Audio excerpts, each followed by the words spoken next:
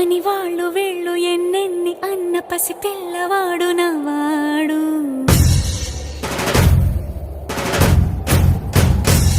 విడుముండోడు అని ఊరు వాడ అనుకున్న గాని మహారాజు నాకు నవ్వాడు.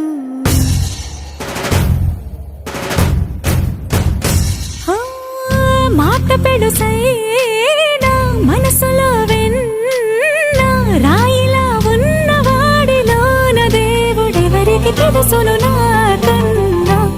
సూసేకి అగ్గిరవ్వ మాదిరే ఉంటా